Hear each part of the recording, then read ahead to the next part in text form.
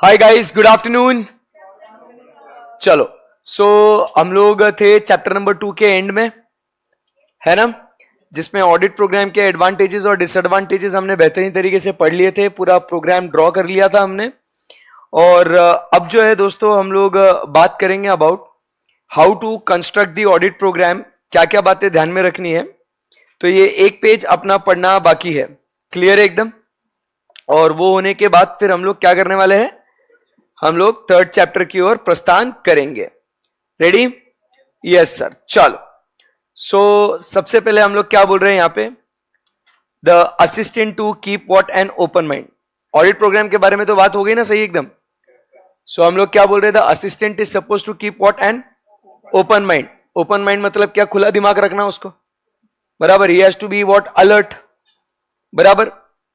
क्या कहता है, एकदम आराम से इसको जो है ना, ट्रू एंड फॉल्स के लिए क्वेश्चन आएगा। ये किसके लिए क्वेश्चन आएगा? ये ट्रू एंड फॉल्स के लिए आएगा ये क्वेश्चन, मजा आएगा एकदम। क्या कहते हैं यहां पे, to start with the auditor having regard to the nature, size and composition, बराबर, ऑफ द बिजनेस।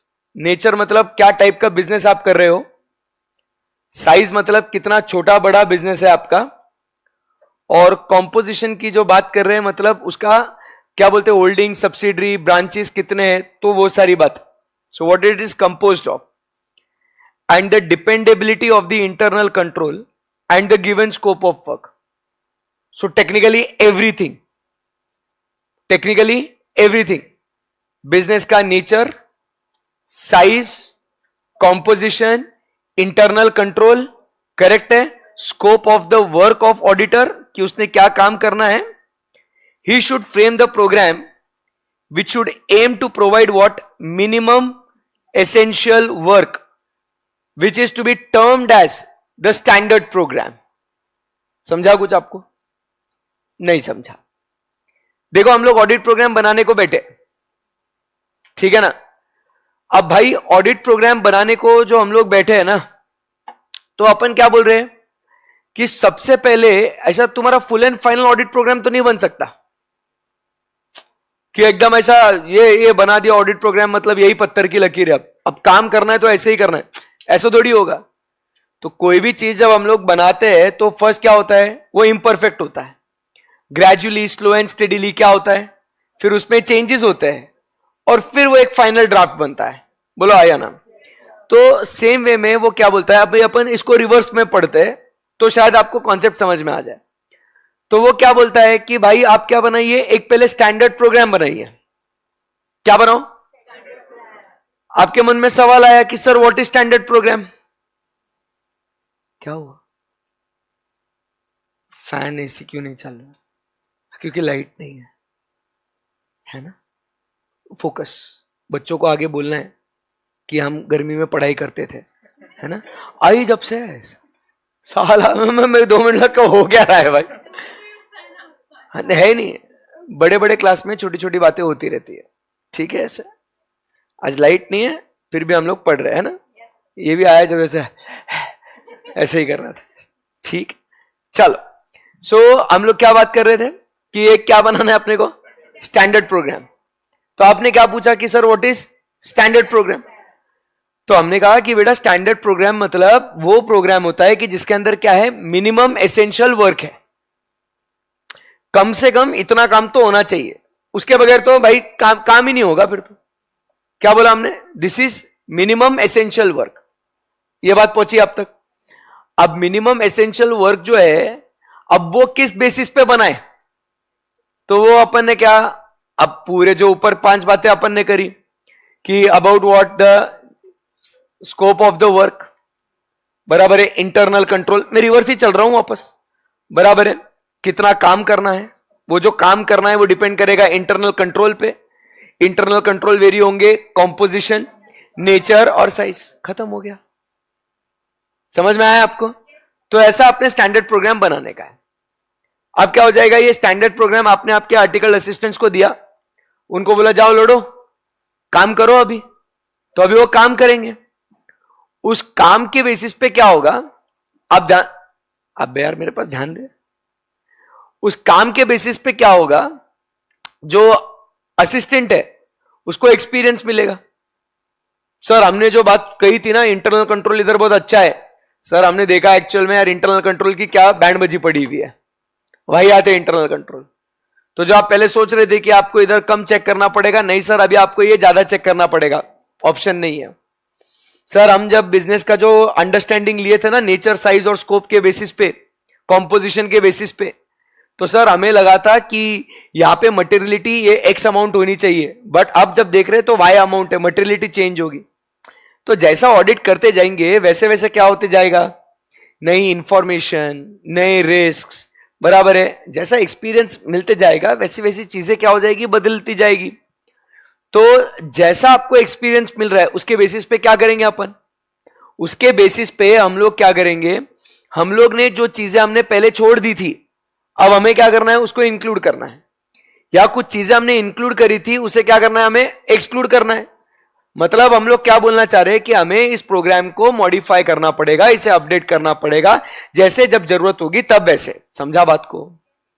सो ये क्या कहता है, as the experience is gained by actually carrying out the work, program may be altered. Altered मतलब क्या बोला, it will be changed. So to take care of the situations which were left out, which were left out originally but found now relevant, बराबर, so now we can take care of it. Take care मतलब क्या करेंगे, we will add it. ये बात समझ में आई आपको? उसके बाद similarly if any work originally provided for मतलब क्या, originally it was considered, originally it was what, considered, proves beyond doubt to be what, unnecessary और इररिलेवेंट, तो अब क्या करना पड़ेगा, it may be what, eliminated, it may be what, dropped. बात समझ में आई आपको? तो ये आप अल्टरेशन क्या कर रहे हो, ये समझा गया आपको? बेसिक इसको लर्न नहीं करना है, ये एग्जाम में यही वर्ड्स लिख के आने, बट लॉजिकली। सो जो स्टैंडर्ड प्रोग्राम आपने बनाया उसको क्या करना है आपको, अभी अल्टर करना है आपको। तो अल्टरेशन किस बेसिस पे करोगे, एक्सपीरियंस के बेसिस पे। तो अल्टरेशन में क्या करोगे एग्जैक्टली, तो जो चीजें आपने पहले कंसीडर करी थी but now found to be irrelevant, drop it. The things which were not considered earlier, now you have to consider it. Vice versa. बस vice versa लिख के मत आना। एग्जाम में लेंथ अगर आपको आंसर का बढ़ाने का है तो you have to explain it. ऐसा vice versa लिख के नहीं चलेगा, ठीक है? ओके। इन तमाम बातों को मद्देनजर रखते हुए हम इस नतीजे पे पहुंचे हैं कि the assistant who is engaged on the job, बराबर है, should be encouraged to keep an open mind, बराबर, उसको खुला दिमाग रखना पड़ेगा कि क्या चीजें सही है, क्या चीजें गलत है, क्या चीजें कंसीडर करी थी, क्या चीजें कंसीडर नहीं करी थी, ठीक है? Beyond the program given to him, he should be instructed to note and report significant matters coming to his notice. Coming to his notice का मतलब क्या, coming to his attention, to his seniors और to the partners और proprietor of the firm engage for doing the audit. Clear है? So ये वाला जो है ना, लास्ट वाला लाइन आपको क्वेश्चन आएगा, the assistant is not required to keep an open mind, true और फॉल्स? फॉल्स। फिर क्या करेंगे, लिख के आएंगे, the assistant should be encourage to keep an open mind, he should be instructed, ऐसा लिख के आएंगे। शुरुआत के पहले 2 पॉइंट्स में ज्ञान देना है उसको कि क्यों, ये फर्स्ट 2 पॉइंट्स में रीजन है, समझा क्या? ये फर्स्ट और सेकंड पॉइंट के वजह से क्या हम लोग कंक्लूजन पे पहुंचे हैं, व्हाट इज द कंक्लूजन, कि बेटा असिस्टेंट चुपचाप खुला दिमाग रख। This is the conclusion, he needs to keep an open mind.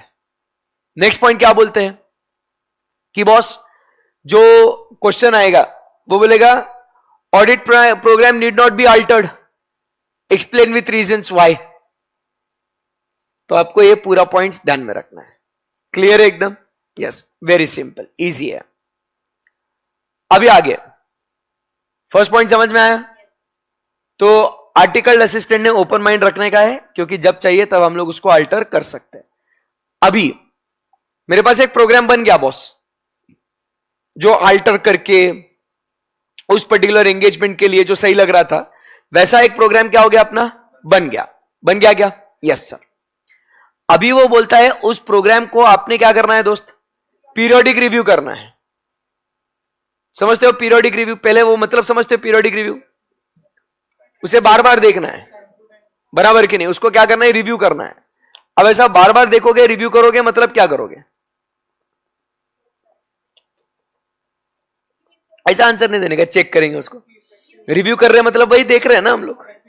अभी अपन बड़े हो गए, है ना, इधर से, है ना, बोलो। वो तो अल्टर कर लिया, अब रिव्यू क्यों करेंगे? अंदर से आने दो आंसर। मतलब जो काम हम लोग कर रहे हैं क्या वो सूटेबल है या नहीं है, वो कंटिन्यूस बेसिस पे देखना पड़ेगा ना। अल्टर कितनी बार करेगा, एक बार दो बार, क्या बार बार? बार बार करना पड़ सकता होगा ना, बट बार बार कब करेगा? जब तू रिव्यू करेगा कि कोई चीज जो हम लोग काम कर रहे हैं वो सूटेबल है या नहीं है। समझ में आया आपको? क्या लिखा है? There should be periodic review of what the audit programme to assess whether the same continues to be adequate. Adequate मतलब क्या बोलते हैं? वेदर इट इज सफिशिएंट,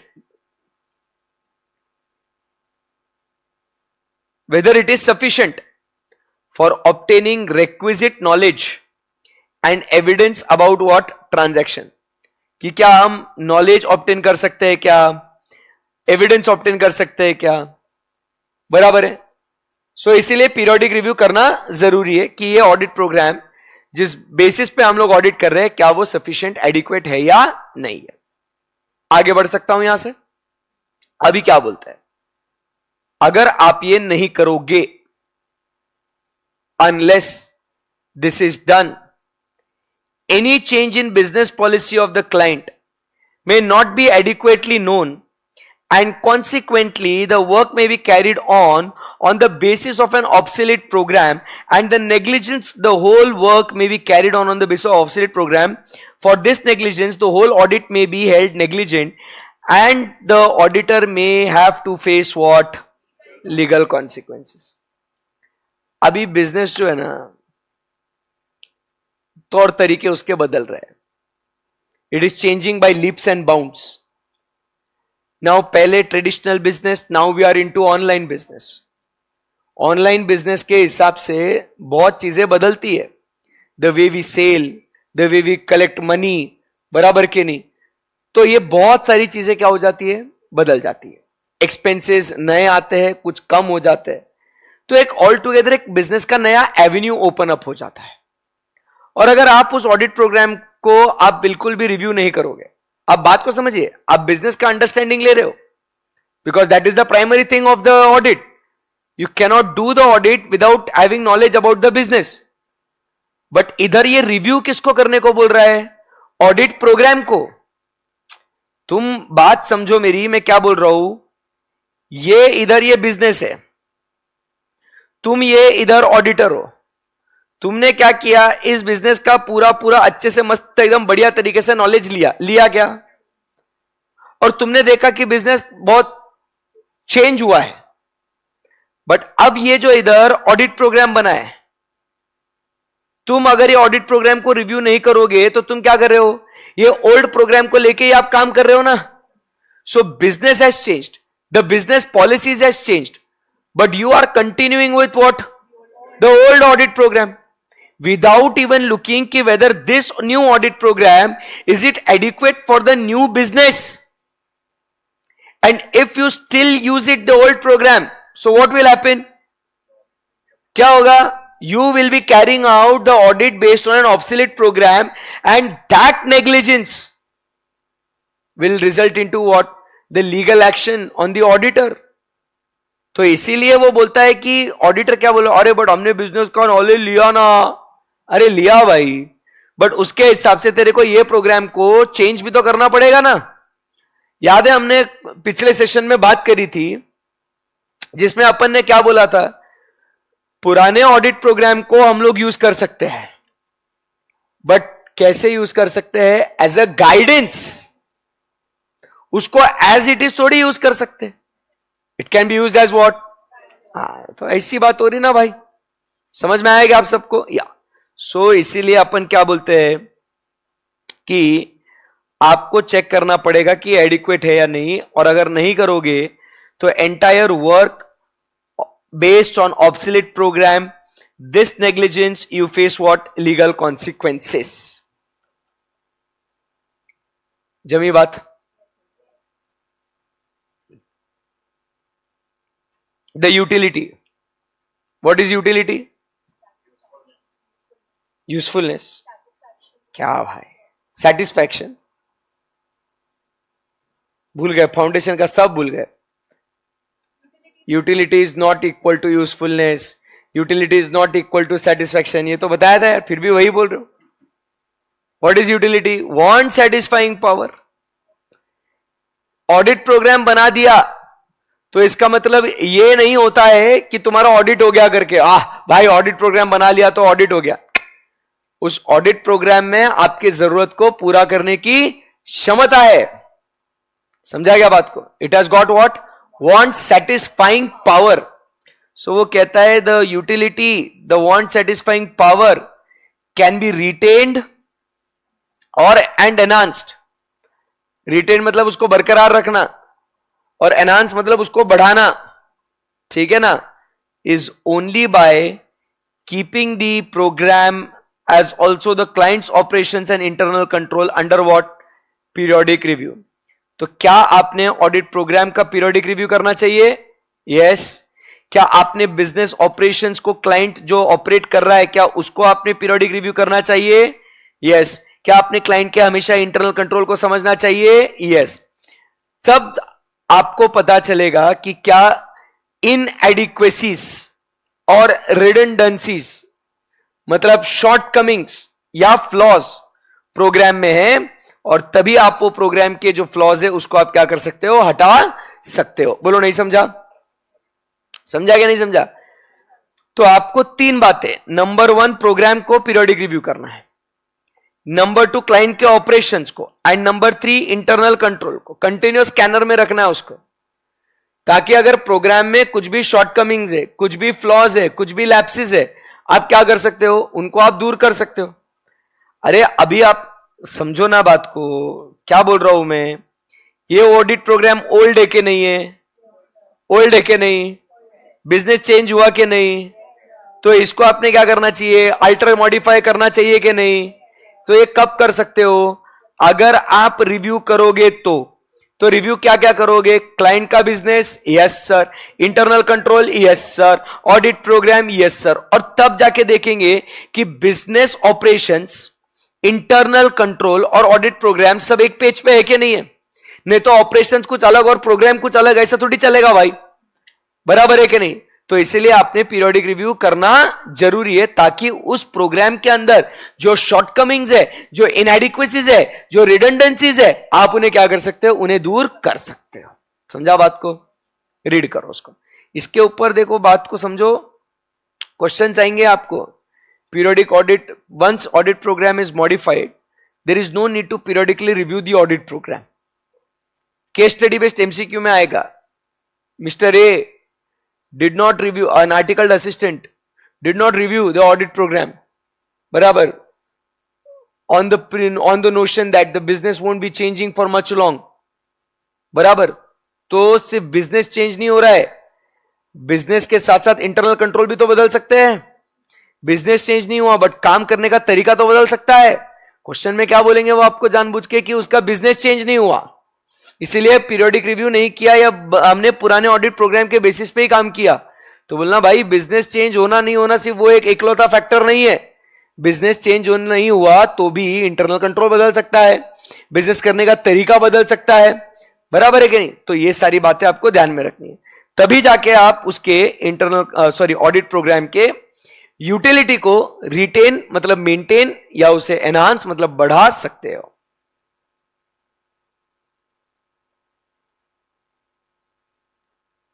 तो फर्स्ट पॉइंट क्या पढ़ा हमने?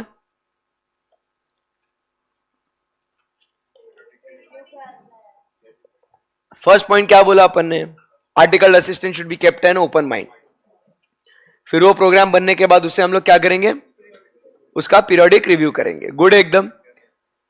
अभी हाउ टू कंस्ट्रक्ट, एग्जाम में क्वेश्चन आएगा, हाउ टू कंस्ट्रक्ट और how to develop audit programme. हम ऑडिट प्रोग्राम को कैसे कंस्ट्रक्ट कर सकते हैं या उसे कैसे डेवलप कर सकते हैं। शुरू करें। ओके, नंबरिंग मैंने चेंज किया है, आपने देखा होगा स्क्रीन पे। साथ साथ में करते जाना एक एक पॉइंट के हिसाब से। Number 1 and number 2 is the same.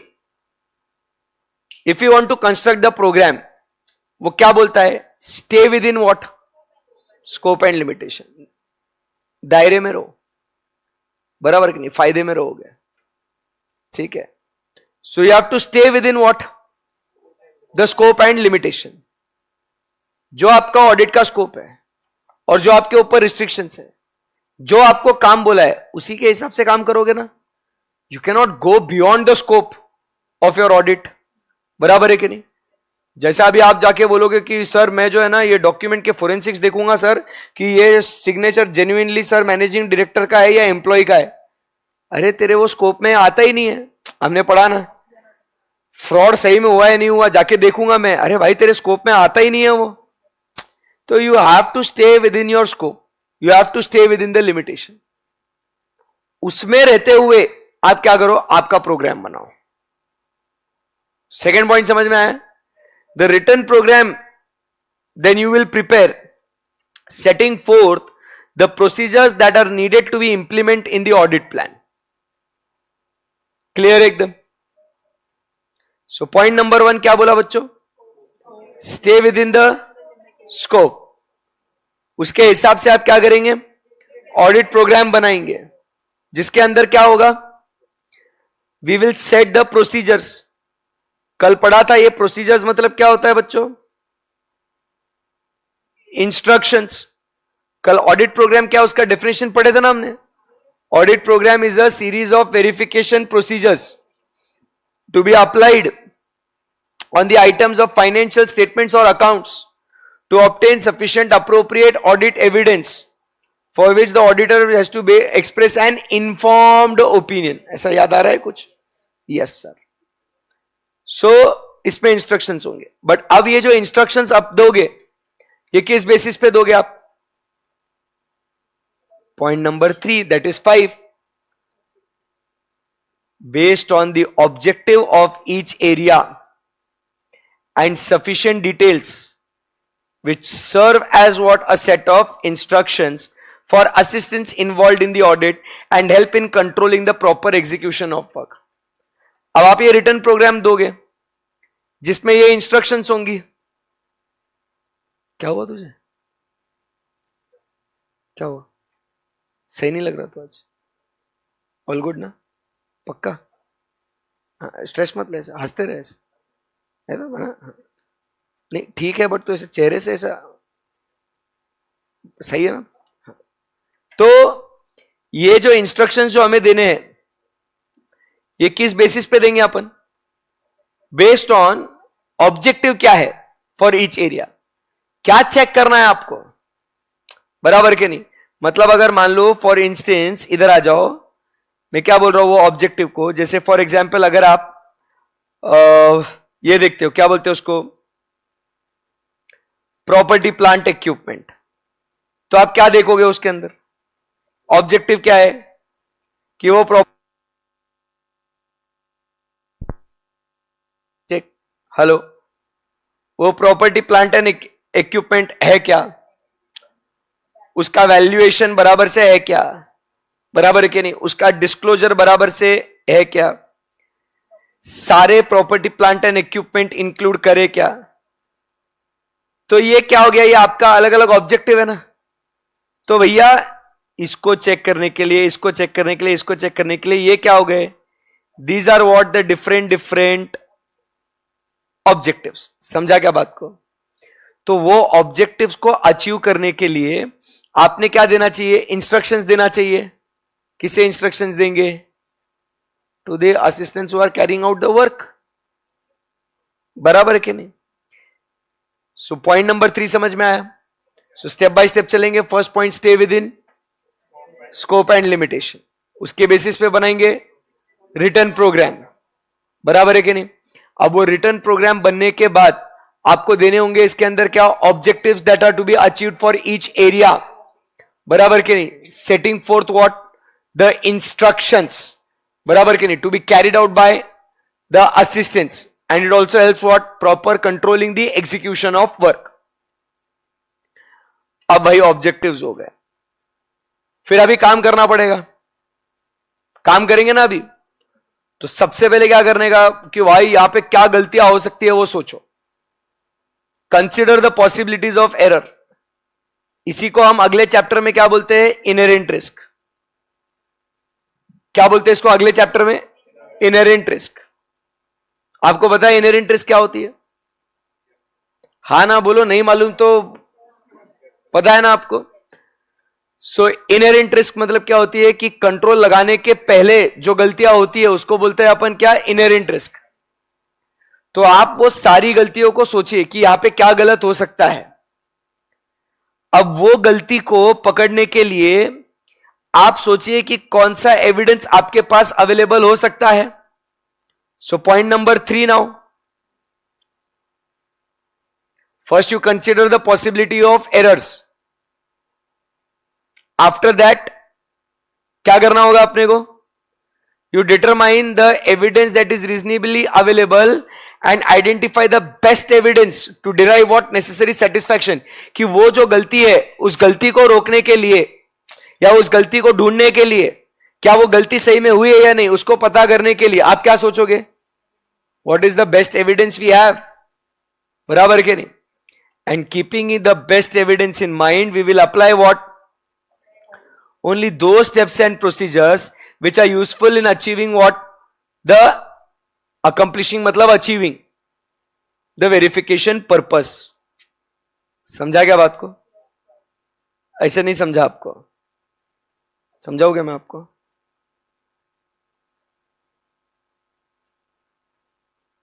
जैसे मैं क्या बोल रहा हूं ना, हम जो टॉपिक की जो बात कर रहे हैं वो क्या है,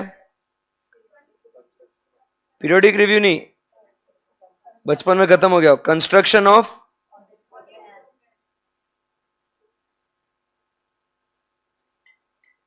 audit programme. So when we are constructing the programme dear friends, number 1 क्या होना चाहिए, दायरे में रहो, scope and limitation. Scope and limitation के बेसिस पे क्या वो बोर हो रहा है, फिर गर्म हो रहा है, मजा नहीं आ रहा है, कितनी उबासियां मार रहा तू कब से। हाँ, सेकेंड पॉइंट क्या कहता है स्कोप एंड लिमिटेशन के बाद, कि we will prepare what, return programme को बनाया जाएगा। Return programme will be what, prepared. ये ठीक है। अब जब ये रिटर्न प्रोग्राम बेटा प्रिपेयर हो रहा है ना, तो इसमें अपन ने क्या देखना है कि रिटर्न प्रोग्राम बनाने के लिए सबसे पहले अपने हर एक एरिया का क्या देना है, ऑब्जेक्टिव देना है, बराबर है कि नहीं। इस ऑब्जेक्टिव को ध्यान में रखते हुए, नहीं ना रुकना बेटा, हम लोग क्या करेंगे, हम लोग आर्टिकल्ड असिस्टेंट्स को इंस्ट्रक्शंस देंगे, बराबर है कि नहीं। अब ये इंस्ट्रक्शंस देने के लिए क्या बोला अपन ने, सेकेंड पॉइंट क्या बोलता है, ये इंस्ट्रक्शंस देने के लिए you have to consider what, possibilities of what, errors, बराबर है कि नहीं। अब ये अगर एरर्स तुम्हें पता चल रहे कि भाई ये गलतियां हो सकती है, तो ये गलतियों को ढूंढने के लिए हमें क्या चाहिए, बेस्ट एविडेंस। मतलब पहले ये गलती के लिए कौन से, क्या बोलते हैं उसको, एविडेंसेस रीजनेबली अवेलेबल है, और उनमें का अपने लिए कौन सा बेस्ट एविडेंस है वो ढूंढो, बराबर है कि नहीं। अब फिर आपने बोला कि भैया ये एरर के लिए ये एविडेंस चाहिए, ये एरर के लिए ये एविडेंस चाहिए। ठीक है भाई, कोई दिक्कत नहीं। फिर क्या करेंगे अपन, ये एविडेंस ऑब्टेन करने के लिए for this error we will perform what, steps and procedures. तो नेक्स्ट पॉइंट समझा गया आपको, स्टेप्स एंड प्रोसीजर्स हम लोग क्या करेंगे, परफॉर्म करेंगे टू अचीव द ऑब्जेक्टिव, ऐसा लिखा है क्या उसके अंदर। बट जब ये स्टेप्स एंड प्रोसीजर्स हम लोग परफॉर्म करेंगे तो क्या होगा, we will have to make sure कि ये जब परफॉर्म कर रहे हैं so there should be what, coordination of those procedures, ऐसा नंबरिंग है ये। समझा क्या बात को, नोट करो इसको।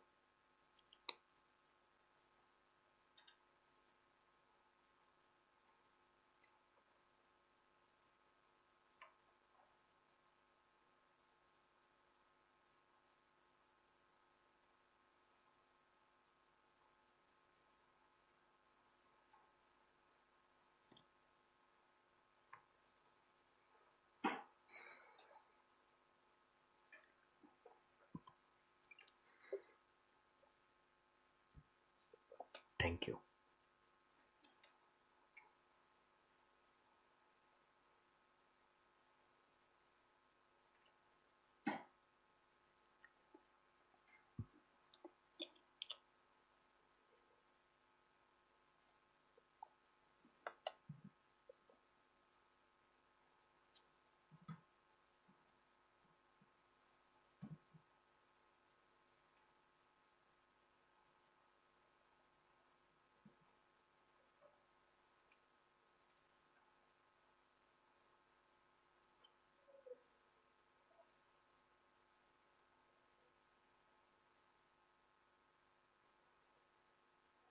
डन।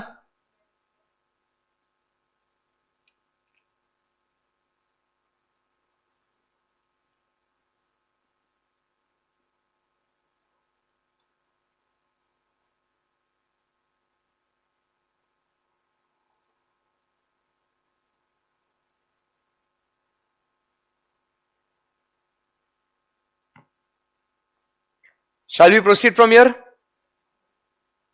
तो इसी के साथ क्या हो गया अपना ये चैप्टर खत्म।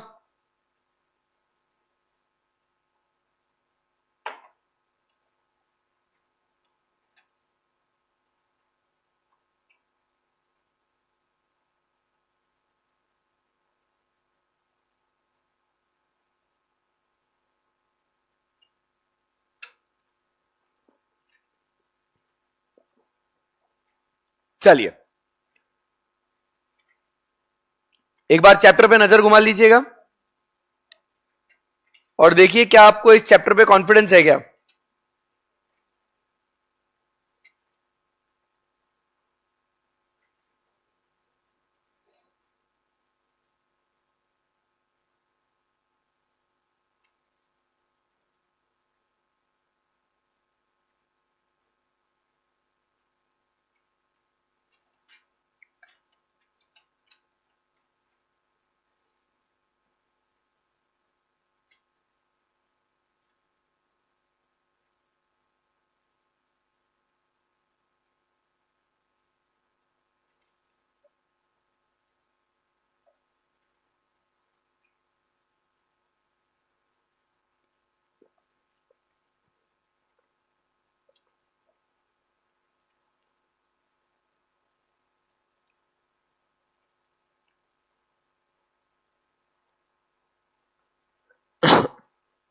डन।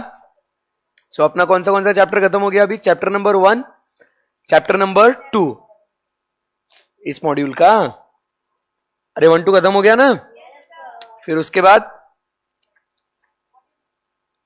मॉड्यूल 2 का चैप्टर 11 10 9 बराबर, 8 7 6 बाकी है ना। बढ़िया है, बोलो बेटा।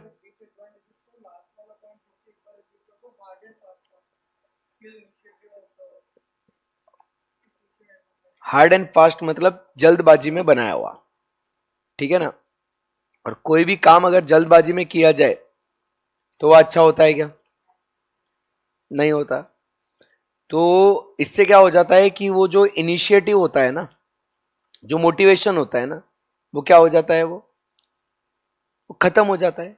किल मतलब खत्म, हार्ड एंड फास्ट मतलब जल्दबाजी में। तो जो एफिशिएंट और एंटरप्राइजिंग है, जो काम करने की ज्यादा क्षमता रखता है, जिसको मजा आता है काम करने में, वो बोलता है सर तुमने क्या ऑडिट प्रोग्राम दे दिया यार हमें, भाईयात एकदम सिर्फ नाम के लिए। तो उसका जो इनिशिएटिव है वो क्या हो जाता है, वो खत्म हो जाता है। समझ में आया आपको, है ना? यस। चलो आगे बढ़े यहां से। अभी हम लोग बच्चों बात करेंगे अबाउट चैप्टर नंबर 3। काफी छोटा चैप्टर है ये, आप देख सकते हो कितना छोटा है ये। इसमें का और एक पार्ट अपना हो गया ना, ऑटोमेटेड एनवायरनमेंट। ओ भैया, ऑटोमेटेड एनवायरनमेंट पढ़े ना हम लोग? क्यों यार, जब टाइम मिले तब देख लिया करो, फिर अगर ऐसा नहीं देखा है तो। अभी तुम ये समझ लो अपने पास समय ही नहीं है समय वेस्ट करने के लिए। आपने ऐसा पढ़ना चाहिए कि अब जुनून सवार होना चाहिए। और कभी भी आपको ऐसा अगर लगता है ना कि आप टाइम पास कर रहे हो, वो दिन याद कर लेना जब आपने आपका रिजल्ट देखा था। कितना खराब लगा था आपको, लगा था ना? ऐसे लगा था कि हम क्या कर रहे हैं यार जिंदगी में। तो टाइम पास करने के पहले सोचना, वो ख्याल आना चाहिए। रेडी? सीरियस हो गए एकदम आप लोग, अच्छा है। चैप्टर नंबर 3, किसने किसने नहीं देखा ऑटोमेटेड एनवायरनमेंट का लेक्चर?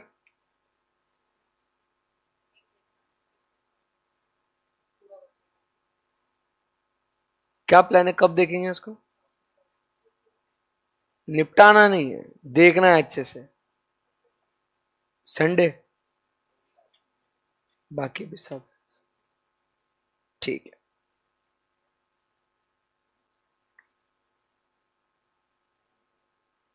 2 चैप्टर के क्वेश्चन बैंक भेजे, आज तीसरा चैप्टर का भी भेजूंगा, ठीक है ना? कहां भेजे? हर्षद सर का टेलीग्राम चैनल है, उसको ज्वाइन करो।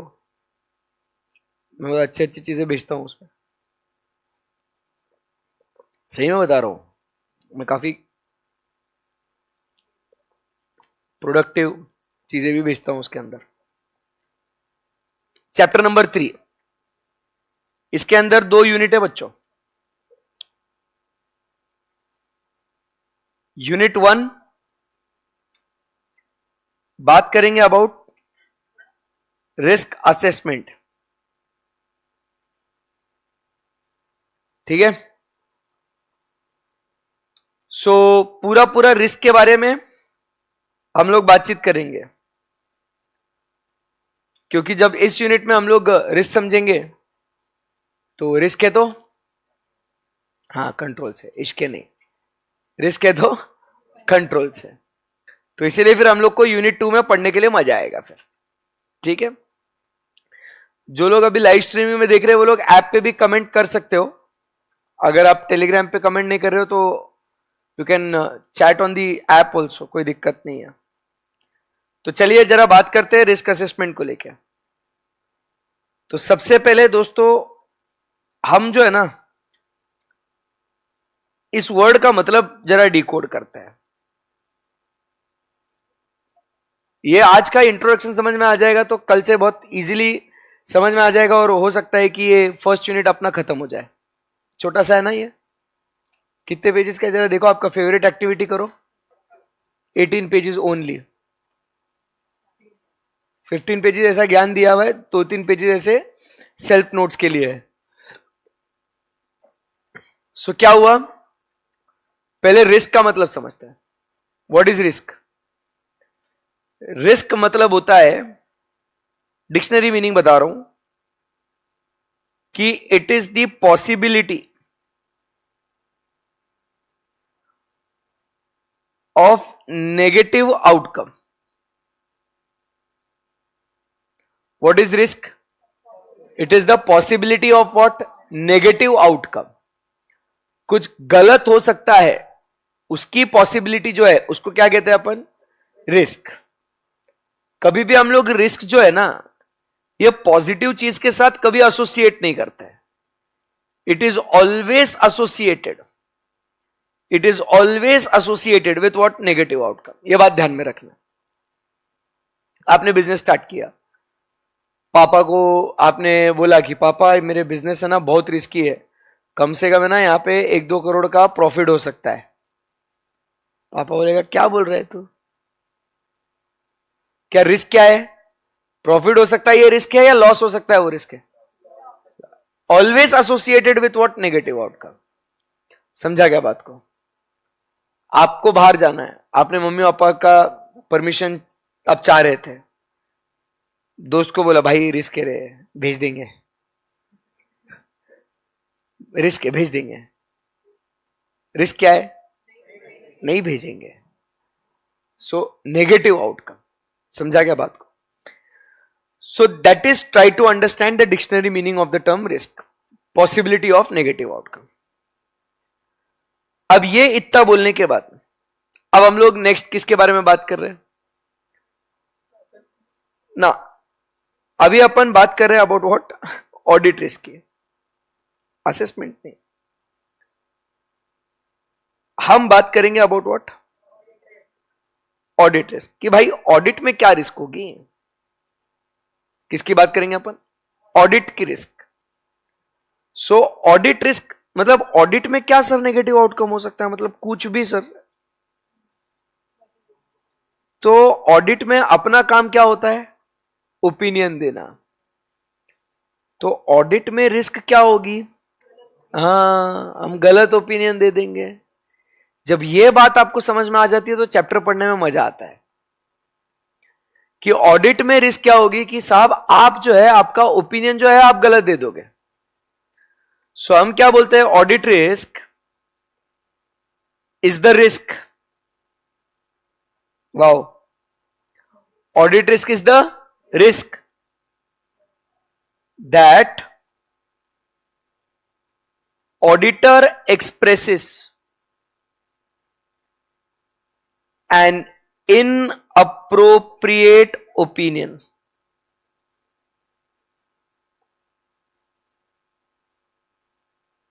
when financial statements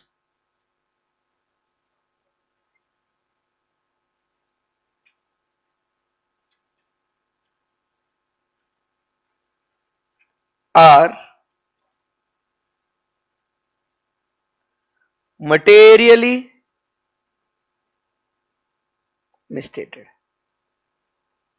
जब फाइनेंशियल स्टेटमेंट्स मटेरियली मिसस्टेटेड है, ठीक है ना, तो उस समय पे अगर आप गलत ओपिनियन दे देते हो तो हम क्या कहेंगे? It is a part of what? Audit risk. So you are expressing what? An inappropriate opinion. तो ये तो समझ में आ गया। This is what is negative outcome, बराबर है। But when financial statements are what? Materially misstated. तो ये बात जो है ना, ये ध्यान में रखना है, ये गेम चेंजर है। ये this is the game changer when financial statements are what? Materially misstated. ये बहुत इंपॉर्टेंट है। सो इसमें क्या बातें हो रही है जरा फोकस कीजिएगा, समझेंगे इसको। देखो फाइनेंशियल स्टेटमेंट्स में मटेरियल मिसस्टेटमेंट है,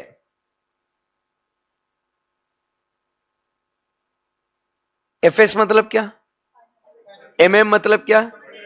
ध्यान में आएगा, बाद में नहीं आएगा तो पूरा लिख लेना। आप अभी लिख रहे हो या बाद में लिखेंगे? नहीं, क्योंकि कुछ लोग लिख रहे, बाद में लिखेंगे, क्योंकि फिर कुछ लोग लिख रहे और कुछ लोग नहीं लिख रहे, तो फिर ऐसा हो जाएगा कि सब लोग सेम पेज पे रहो, डिसाइड कर लो।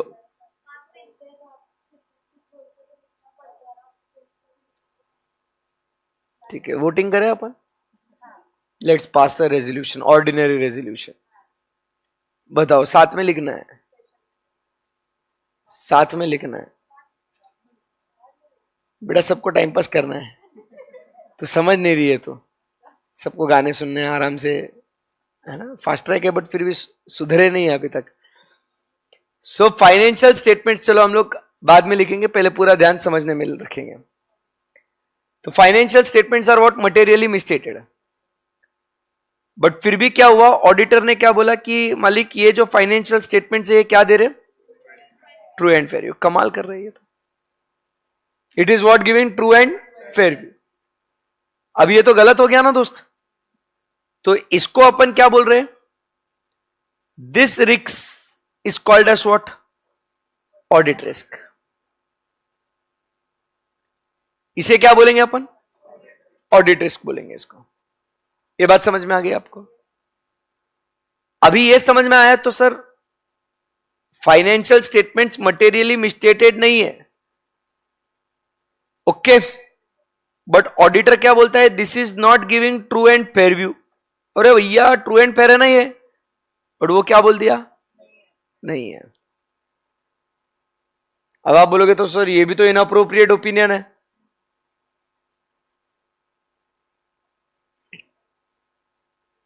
फाइनेंशियल स्टेटमेंट्स मटेरियली मिसस्टेटेड नहीं है, तो ओपिनियन क्या होना चाहिए, ट्रू एंड फेयर व्यू।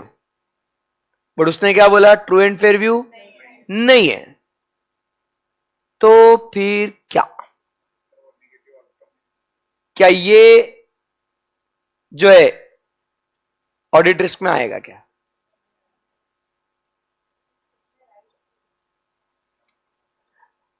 तू मत बोल बेटा,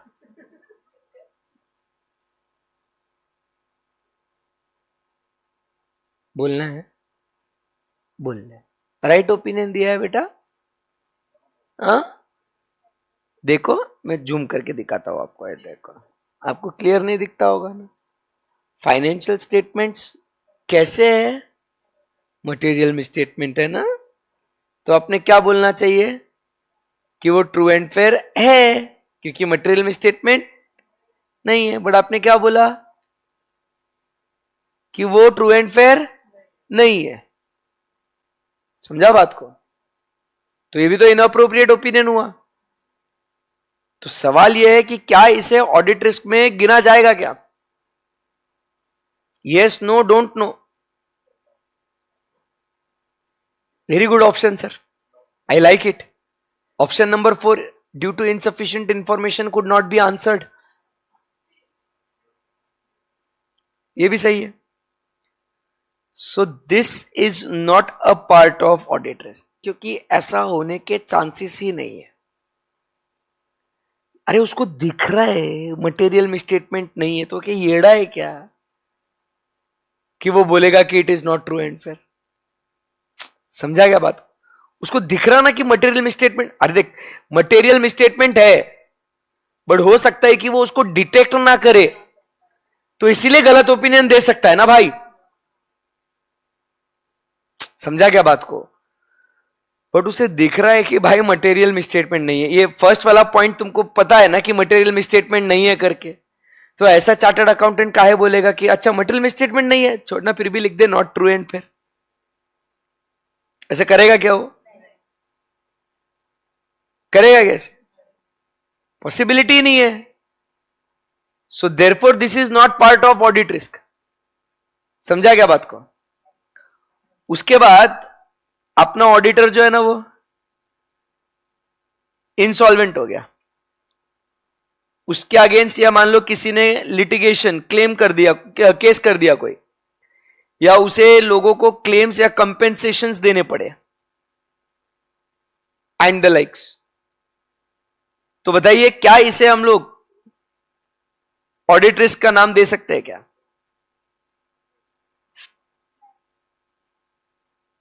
बोलो बच्चों,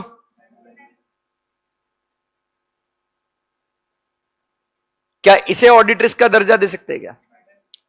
भाई वो इंसॉल्वेंट हो गया, उसके अगेंस्ट किसी ने केस ठोक दिया, या क्लेम कंपेंसेशन मांग रहा है कोई, क्या उसे ऑडिट रिस्क कहेंगे क्या? क्यों? क्योंकि इसे जो है इसे कहते हैं बिजनेस रिस्क। इसे क्या कहेंगे अपन? Business risk. And business risk is not a part of audit risk. समझा क्या बात को? Business risk is not a part of audit risk. ये ध्यान में रखना है अपने को। तो एग्जाम में आपको पता होना चाहिए कि dear friends, this is audit risk.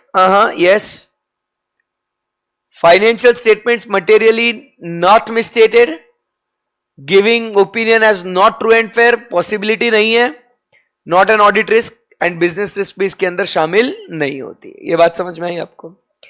इसीलिए तो आप अगर डेफिनेशन देखते हो, सो बेटा हमें यहां पे क्या नजर आता है? यहां पे सिर्फ इनअप्रोप्रिएट ओपिनियन वो बोलता है, या इनअप्रोप्रिएट ओपिनियन के आगे कुछ ज्ञान भी दिया है उसने? क्या बोला उसने? Inappropriate opinion when financial statements are materially misstated. हाँ, गेटिंग माय पॉइंट? पक्का पक्का? ये हुई ना बात? मजा आया कि नहीं? एग्जाम में यही तीन चीजें आपको डिफाइन करी जाएगी। ये तो सर ने ऐसा ऊपर ऊपर ऐसा लिख दिया आराम से। एग्जाम में ये पैराग्राफ में डिफाइन करा जाएगा आपको, और पूछेगा which of the following is a part of audit risk or consist of audit risk. Foundation में अभी आप लोगों ने एग्जाम तो दिया ना आपने, मेरे को तो आपको ऐसा रेफरेंस देने की जरूरत नहीं, आपने तो एग्जाम दिया ना आपने। तो कैसे बड़े बड़े ऑप्शंस होते हैं, पैराग्राफ में लिखते हैं ऑप्शंस, होता है ना ऐसा, कुछ क्वेश्चन मिलता है ना आपको स्टार्टिंग का, पढ़ते पढ़ते एक ऑप्शन जैसा ऐसा एक गया बॉडी के अंदर, दूसरा पढ़ते पढ़ते पहला ही भूल जाते, चौथा तक तो फिर विषय ही खत्म, ऑडिट ही भूल जाओगे। और जब फिर एक साथ चारों ऑप्शन पढ़ते हो तो साला सब सही लग रहा है मेरे को। बोल रहा हूँ सही बोल रहा हूँ कि नहीं मैं? चारों ऑप्शन सही लगते सर, एक वर्ड यहां वहां, जब तक बारीकी से नहीं पढ़ो तब तक मिलेगा नहीं वो। ऐसा मजेदार चीज, तो ये आपको ध्यान में रखना है। क्लियर है एकदम? ओके, अच्छा है। अभी यहां से आगे कि यार ये ऑडिट रिस्क अगर आ रही है तो ये किस वजह से आ रही है? तो ऑडिट रिस्क के अभी 3 बच्चे, वाओ, कितने बेबीज है इसके? 3। सो ऑडिट रिस्क के 3, ये इनअप्रोप्रिएट ओपिनियन जो दे रहा है ऑडिटर, ये किस वजह से दे रहा है? What is the reason behind this? So एक अपन बात करते हैं is inherent risk.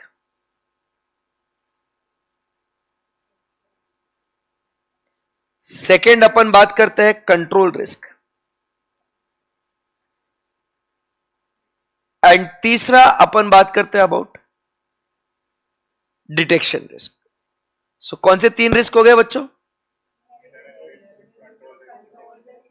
Inherent risk, control risk and detection risk. So ये 3 रिस्क मिला के क्या बन जाती है? Audit risk. मतलब ये 3 फैक्टर्स के वजह से क्या हो जाता है ना, audit risk comes into picture. ठीक है,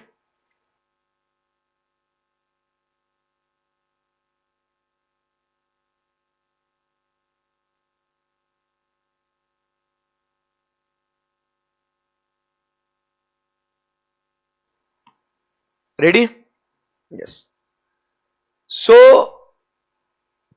क्या बोला अपन ने? यहां पे 3 कंपोनेंट है, inherent risk, control risk and detection risk.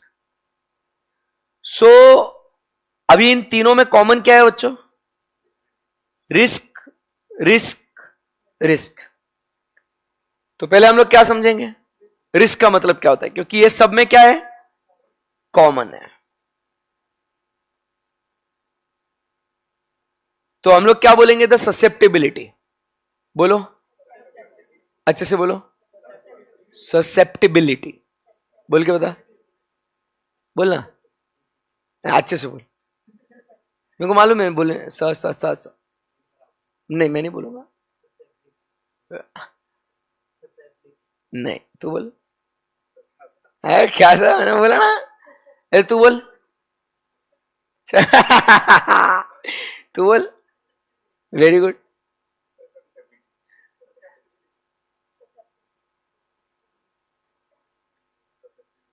आ गया। ससेप्टिबिलिटी। अब बोल ले एक बार। ससेप्टिबिलिटी। हाँ, कितना अच्छा वर्ड है। इसका सिंपल वर्ड है पॉसिबिलिटी, और लाइकलीनेस और चांसेस डिफाइन करने में उन्होंने ससेप्टिबिलिटी लिखा है। ठीक है ना। तो द पॉसिबिलिटी, क्या बोलते हैं, द पॉसिबिलिटी ऑफ व्हाट,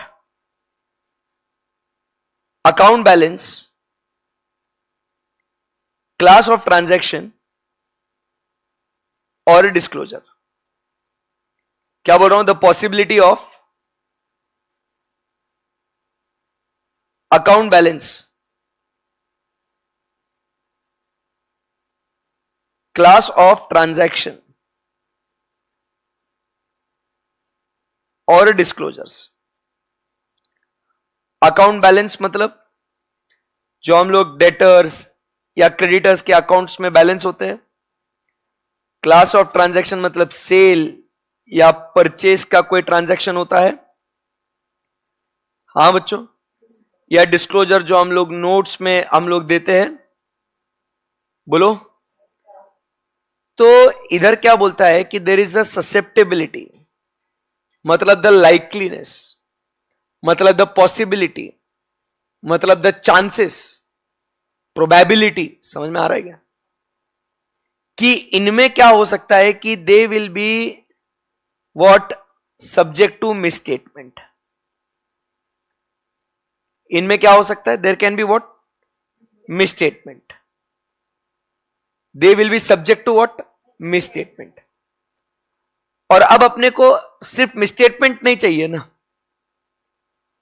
अपने को क्या चाहिए, financial statement should be what, free from material misstatement. So अपन क्या बोल रहे हैं, they could be misstated and that misstatement could be what, material. Such misstatement could be what, material. और मटेरियल वो भी कैसे, तो वो कहता है it can be material either individually,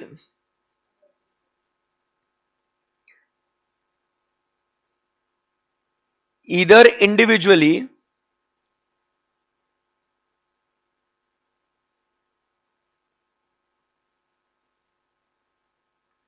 or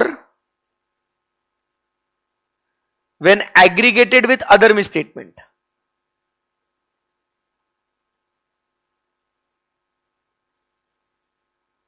Aggregated with other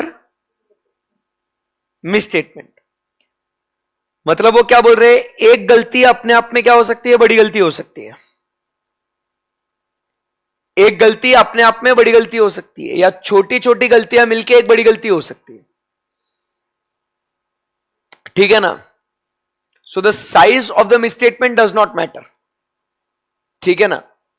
but क्या कहते हैं, अगर वो मिसस्टेटमेंट कल चल के अगर वो एम्पलीफाई हो जाती है, वो बराबर है, छोटी छोटी गलतियां मिलके अगर वो बड़ी गलती हो जाती है, जैसे एक राउंडिंग ऑफ का स्कैम होता है।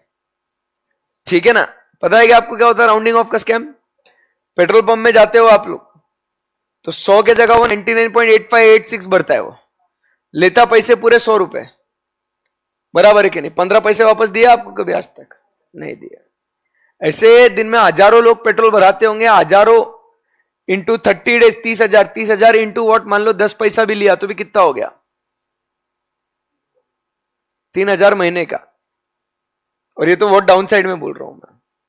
बैंक्स में एक ऐसा फ्रॉड किया था एक इंसान ने, 50 पैसे 20 पैसे 30 पैसे राउंडिंग ऑफ। तो ये भी तो एक स्कैम हुआ। शॉपिंग करने जाते हो, जब कैश में पे करे तो स्कैम होता है। आजकल अगर ऑनलाइन पे करो तो फिर कम हो गया, वो 99, 299, 399, यू पे 399, 499, वो 500 रुपए देते हैं उसको, 1 रुपए कभी मिला आज तक वापस। अब सोचो ये सेंट्रलाइज्ड अगर कोई स्टोर है कोई, बराबर, पैन इंडिया जिनका चलता, मान लो रिलायंस ट्रेंड्स, पैन इंडिया चलता, 1-1 रुपया, दिन भर में लाखों लोग तो भी कम से कम सेल करते होंगे, वो लोग लाखों करोड़ों बेचते होंगे वो लोग, 1-1 रुपया सबसे। It is what? Legally collected illegal money.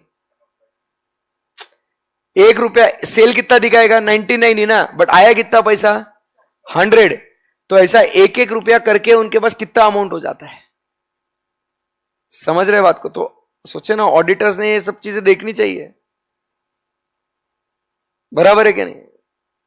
लोगों को क्या लगता है, वो प्राइस कम लगती है इसीलिए ऐसा प्राइस रखते होंगे 100 और वो ज्यादा लगेगा, 99 मतलब सस्ता लगेगा, ऐसा लगता है कि आपको? ऐसा नहीं।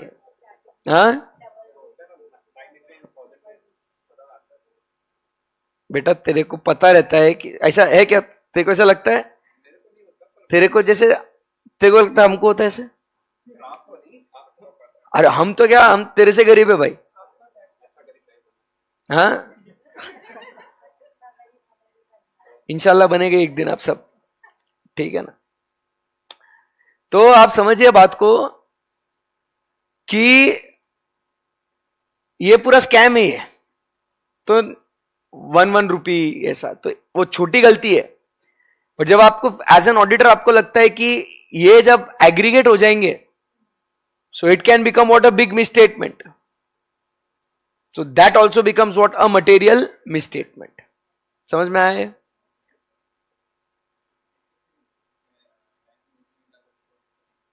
क्या कितना डाल के डिपॉजिट करेंगे?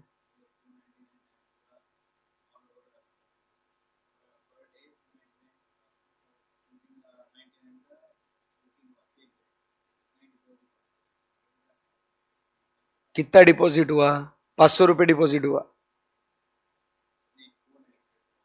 तो तूने 1 रुपया क्या किया? ले लिया ना तूने साइड में, उसमें आया नहीं। बट अगर सोच, बड़े लेवल पे सोचना भाई।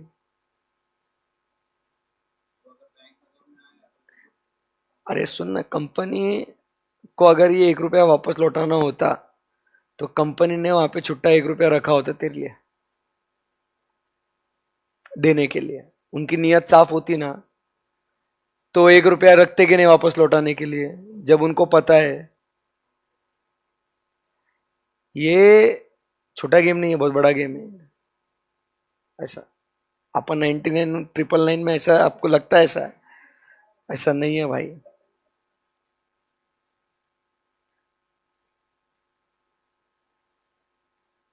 और इसी वजह से इंडिया में नहीं है, बाहर भी जाओ $1.99, $2 नहीं लिखते। अरे दुनिया को पता है $2 देना है तो। हाँ ऐसे, वो तो 49.99 अपने यहाँ पे भी तो था, अभी भी है ना, 149 ऐसे कुछ तो भी है। और अब हम जब बच्चे थे तो अपने यहाँ स्टोर था एक 49.99। All items in the shop were for इधर 49 रुपीज और 99 रुपीज। सो दुकान का नाम ही था 49.99।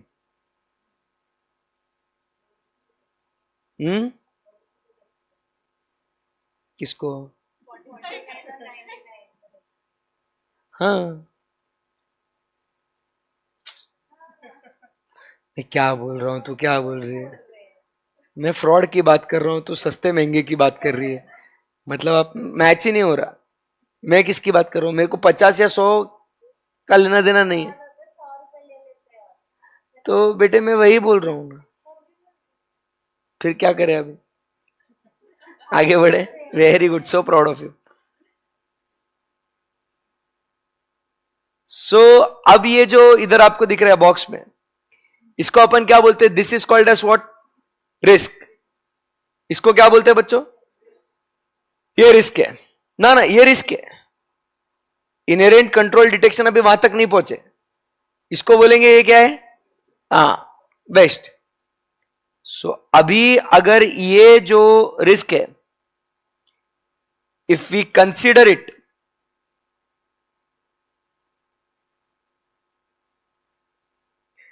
considering before related internal control, बराबर, considering before related what? Internal control. तो इस रिस्क को क्या नाम देंगे?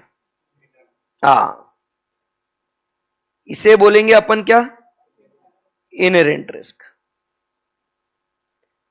क्योंकि ये क्या बोल रहा है? Before considering what related internal controls. Internal controls के पहले देखेंगे इसको। बोलो नहीं समझा? नहीं समझा? ये जो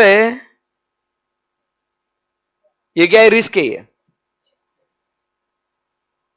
है ना? एक रिस्क अपने आप में बड़ी रिस्क हो सकती है। फिर उसके बाद ये जो है ना, उसके साथ साथ और ये क्यूट क्यूट रिस्क दिख रही है आपको? टीम है इनका पूरा,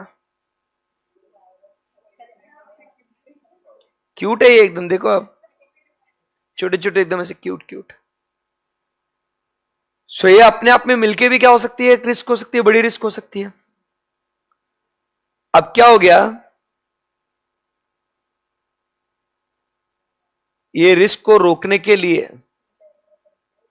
हमने क्या किया? इंटरनल कंट्रोल्स लगाया। क्या अब आपको रिस्क दिख रही है क्या आपको? अभी अभी दिख रही है आपको? अभी कैसे मैजिक? तो जो ये लेयर लगा हुआ है ना, ये what is this? It is the internal control. अब आप बोल रहे हो कि सर मेरे को ये रिस्क को देखने का है, तो क्या करना पड़ेगा? रिस्क को देखना है तो बराबर है कि नहीं? तो ये कंट्रोल ये हटा दिया हमने, टड़ा। बराबर है कि नहीं? तो जब ये जो बॉक्स में है, ये क्या है? रिस्क है। When this is considered before related internal controls, then this risk is called as what? Inherent risk. समझा क्या बात को? इसीलिए यहां पे वर्ड क्या है बच्चा? Before what? Related internal control. सिर्फ इंटरनल कंट्रोल नहीं बोला, उससे जुड़े हुए, क्योंकि हर एक एरिया में अलग अलग रिस्क रहेगी। तो उस एरिया के कंट्रोल्स अगर आप हटा दो तो क्या हो जाएगा? बराबर है कि नहीं? Yes. Anyone, any query, any difficulty? बोलो, समझ में आएगा आपको?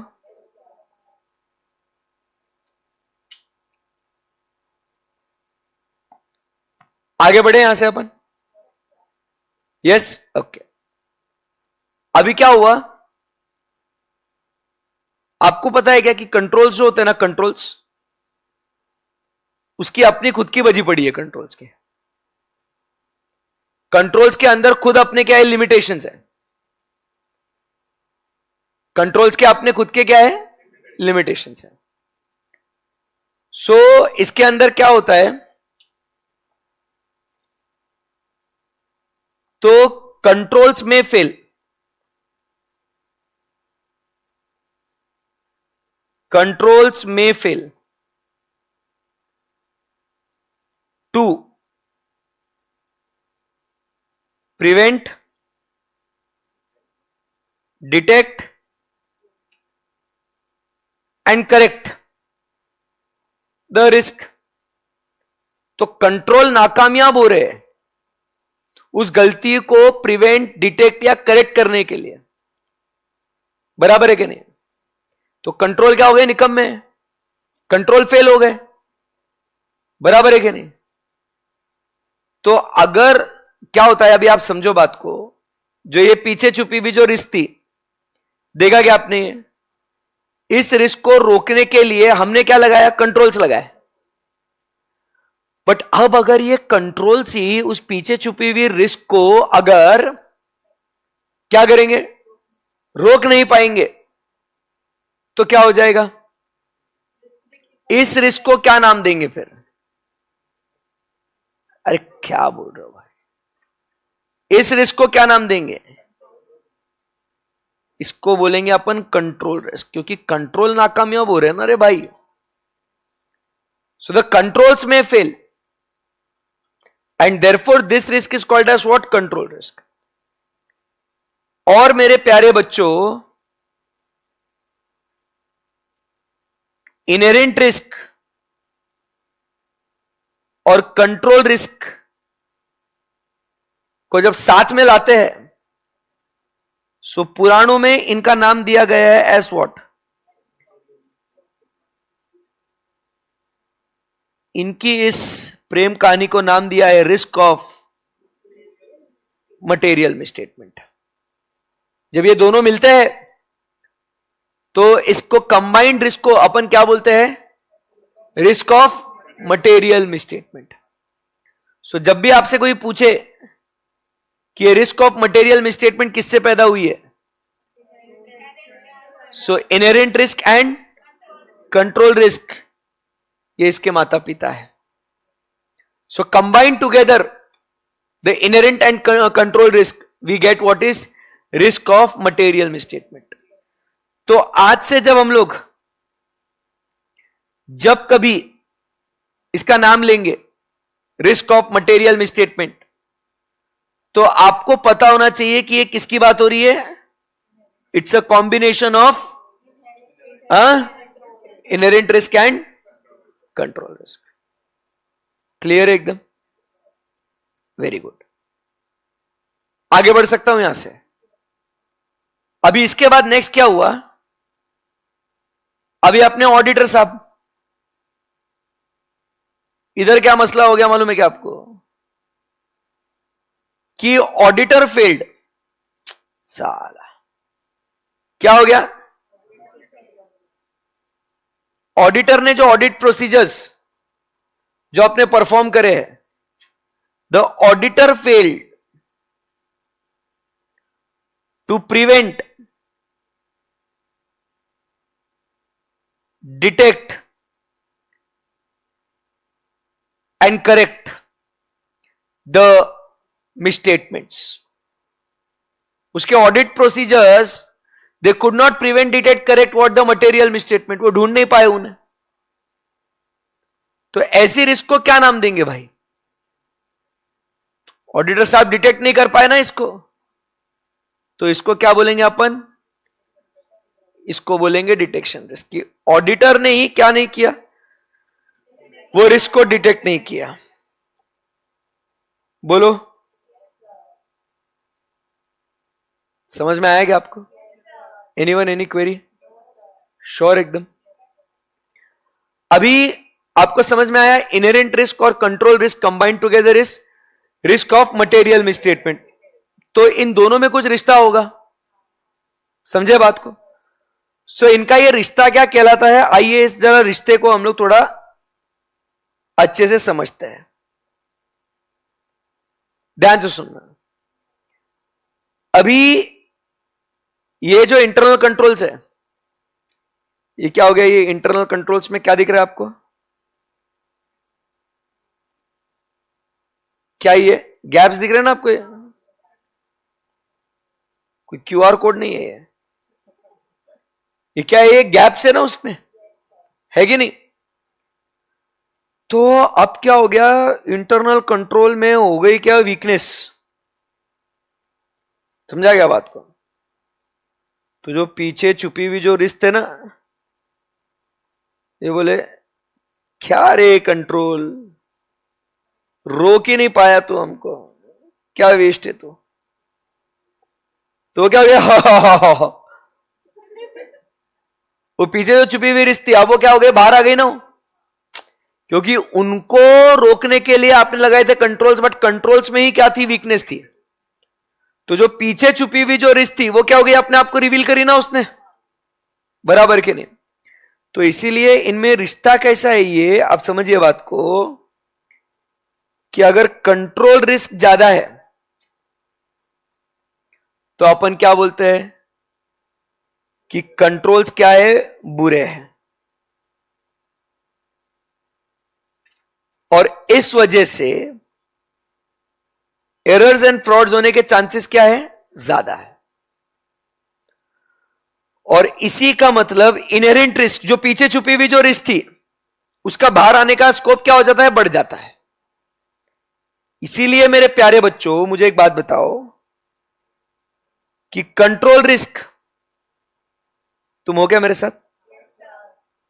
क्या कंट्रोल रिस्क और इनहेरेंट रिस्क दोनों क्या आपस में जुड़े हुए क्या? बोलो भाई, बोलो ना, कैसे जुड़े हुए? डायरेक्टली या इनडायरेक्टली? थोड़ा तो देखो जरा स्क्रीन पे, डायरेक्ट इनडायरेक्ट बोलने के पहले। हाँ, डाटू क्या क्या लिखा है इधर?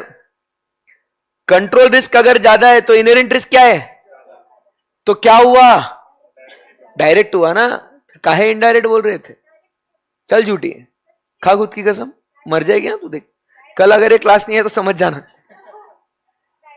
ठीक है, तूने इनडायरेक्ट बोला होगा, फिर तूने बोला कि हाँ आवाज तो यहीं से है ना, ये दोनों बोले ना ये। क्यों बेचारी को मार रही है तू? Miss Shaikh, what sir? तो कंट्रोल रिस्क और इनहेरेंट रिस्क क्या हुआ? डायरेक्ट है, बराबर कि नहीं? अब मिस शेख जवाब दीजिए, अगर कंट्रोल रिस्क ज्यादा है तो इनहेरेंट रिस्क क्या है? तो ऑडिटर चेकिंग कम करेगा या ज्यादा करेगा? फटाफट, पक्का, झूठ मत बोल, सच्ची बोल। So the extent of checking will be what, more or less? उससे पूछा ना। तो अगर एक्सटेंट ऑफ चेकिंग ज्यादा है तो अभी $1,000,000 क्वेश्चन, इधर ध्यान देना, अगर एक्सटेंट ऑफ चेकिंग ज्यादा है तो डिटेक्शन रिस्क कम या ज्यादा? तेरे को ससेप्टिबिलिटी पूछा था ना, अभी नहीं, अभी उसको पूछ रहा हूं। सबको मौका मिलेगा, सबके मजे लिए जाएंगे, मेरे भी ले लेना तुम। क्या होगा? एक्सटेंट ऑफ चेकिंग ज्यादा तो डिटेक्शन रिस्क, क्यों? तो डिटेक्ट ना होने के chances, yes mister Mumbai, detection risk क्या हो जाएगी? देख तू ऐसे करता है, वो क्यों लिख रहा था? अपनी बात हो गई थी, अपनी चीटिंग करता है तू। Okay, so extent of checking ज्यादा है तो डिटेक्शन रिस्क कम, क्यों? ऐसा आंसर नहीं देने का, चेकिंग ज्यादा हो रहा है तो इसीलिए गलती ना ढूंढने की पॉसिबिलिटी कम हो गई ना। सो डिटेक्शन रिस्क इसीलिए कम हो गई, क्योंकि हम लोग ज्यादा डिटेक्ट करेंगे ना, तो गलतियां ना ढूंढने की पॉसिबिलिटी क्या हो गई? कम हो गई। तो आपको समझ में आया क्या ऑडिटर ने क्या किया? डिटेक्शन रिस्क कम करी। Are we good now everybody?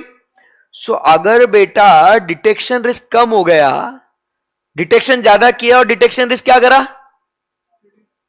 कम कर दिया ना, तो गलत ओपिनियन देने के चांसेस बताओ कम हो गए ना। ऐसा ऑडिटर अपनी ऑडिट रिस्क कम करता है। आएगा समझ में? ऐसा ऑडिटर क्या करता है? अपना इनअप्रोप्रिएट ओपिनियन देने का चांस कम करता है। तो इसीलिए पहले वो क्या करता है? Risk of material misstatement, that is IR और सीआर को कंसीडर करता है। आईआर और सीआर को ध्यान में रखते हुए कितना चेक करना कितना नहीं करना वो डिसाइड करता है। उसके बेसिस पे वो डिटेक्शन ज्यादा करेगा तो डिटेक्शन रिस्क कम हो जाएगी। डिटेक्शन रिस्क कम हो गई तो गलत ओपिनियन देने के चांसेस कम हो जाते हैं एंड ऑडिट रिस्क क्या हो जाती है? फिर कम हो जाती है। अंडरस्टूड?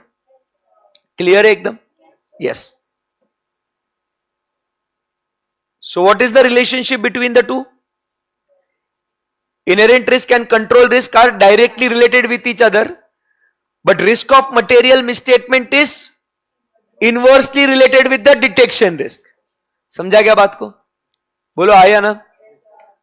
आगे बढ़ सकते हैं यहां से। अभी सवाल यह आ रहा है बच्चों का, वो जोरदार सवाल है एकदम। अरे सर ये डिटेक्शन रिस्क काहे आ रहा है? इसके ऊपर भी बात करते हैं। सर ऑडिटर फेल क्यों हो रहा है डिटेक्ट करने में? अरे सर वो तो ऑडिटर है, so why is he failing to detect is the question. आ रहा है कैसा? आ रहा है कैसा क्वेश्चन? हाँ, तो एक क्या बोलता है कि सर इसके 2 बच्चे हैं, एक है सैंपलिंग रिस्क और दूसरा क्या है?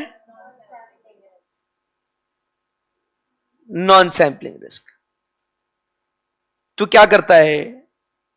ऐसे नंबर 530 के अंदर क्या करता है? तू सैंपलिंग करता है ना तू, बराबर? तो सैंपल किया मतलब क्या हो गया?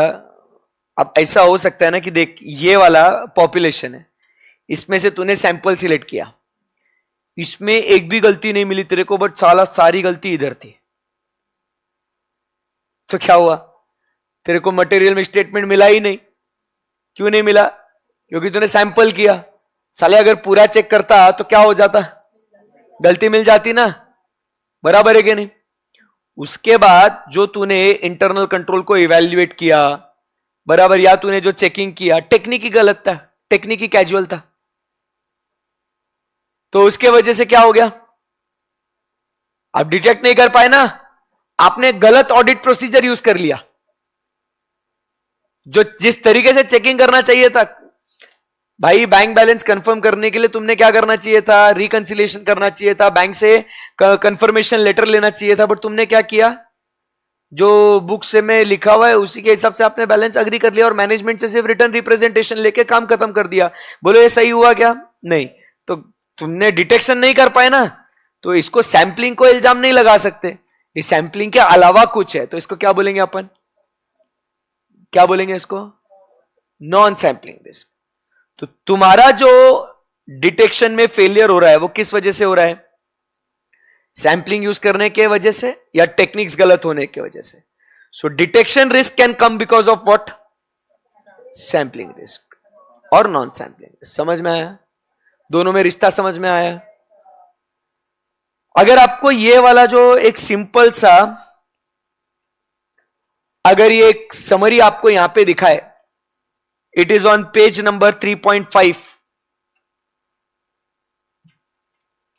Tell me, did you understand this? Audit risk is a combination of RMM plus DR. बोलो बच्चों, risk of material misstatement plus detection risk is equal to audit risk, बराबर है? Risk of material misstatement is equal to what? Inherent risk and control risk, correct है एकदम। And detection risk is a result of, समझ में आया कितना ज्ञान दिया अपन ने अभी आपको?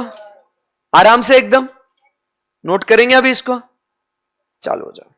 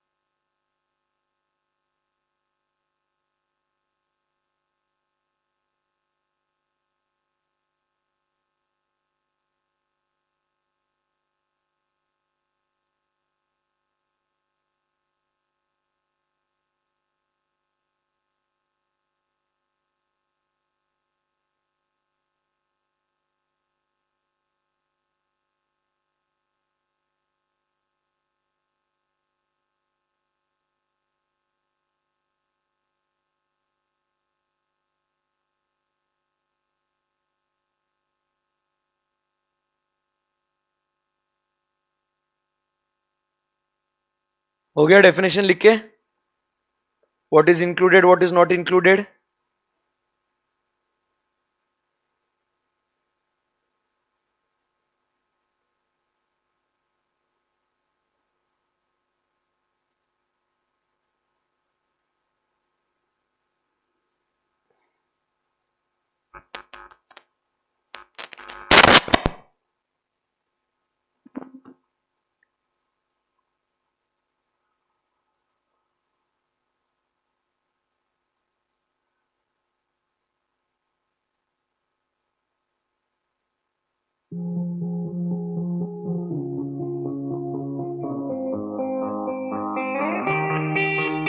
I wanna dance by water beneath the Mexican sky.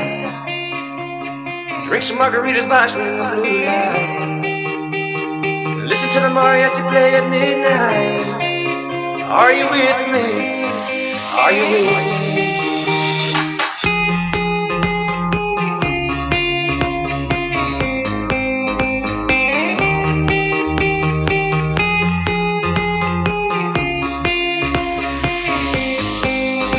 Are you with me?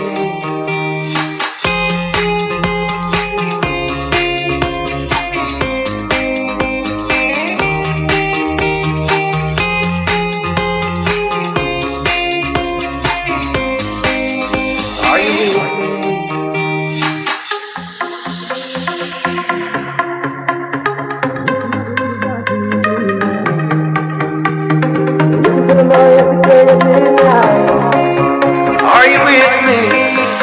Are you with me?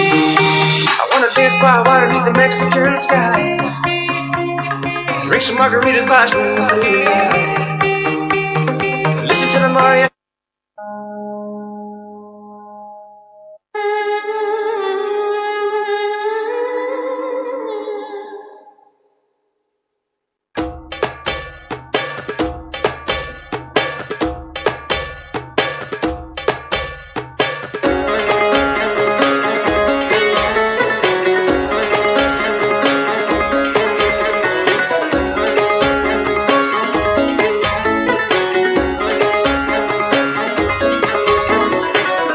जिसे जिंदगी ढूंढ रही है,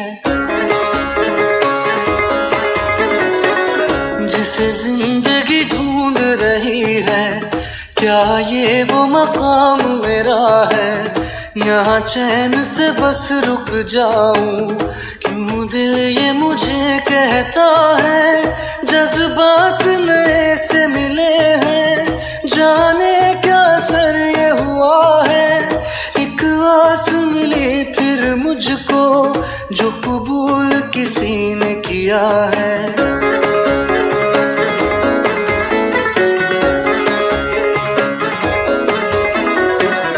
किसी शायर की गजल जो दे रूह को सुकून के पल, कोई मुझको यूं मिला है जैसे बंजारे को घर। नए मौसम की सहर या सर्द में दोपहर, कोई मुझको यूं मिला है जैसे बंजारे को घर।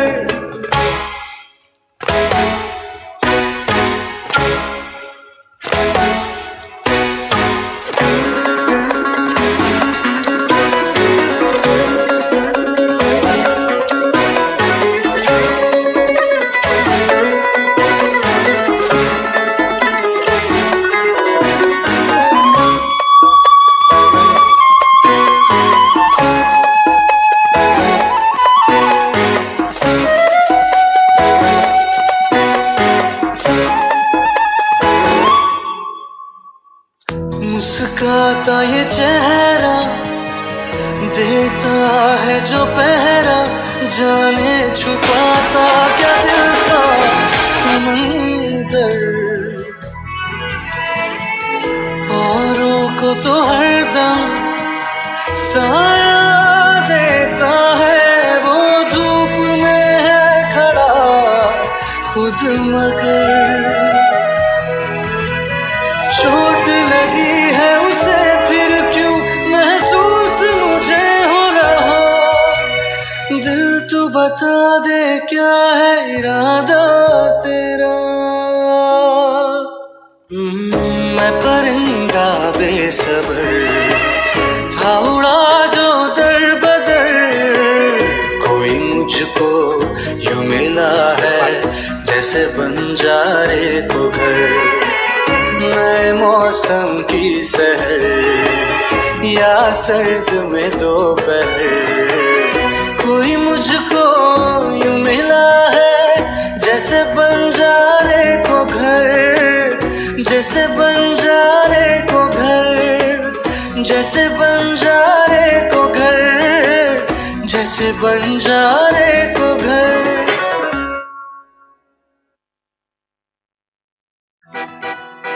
ओवर।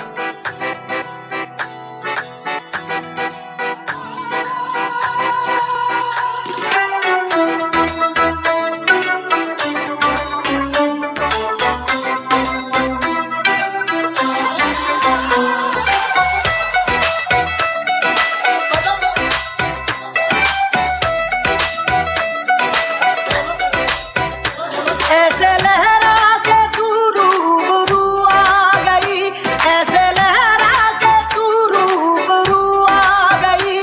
धड़कने बेतहाशा तड़पने लगी, धड़कने बेतहाशा तड़पने लगी। तीर ऐसा लगा दर्द ऐसा जगा, तीर ऐसा लगा दर्द ऐसा जगा। चोट दिल पे वो खाई मजा आ गया, मेरे लश्के कमर। चलो ओवर एवरीवन, हो गया ना। सो अभी आप लोगों को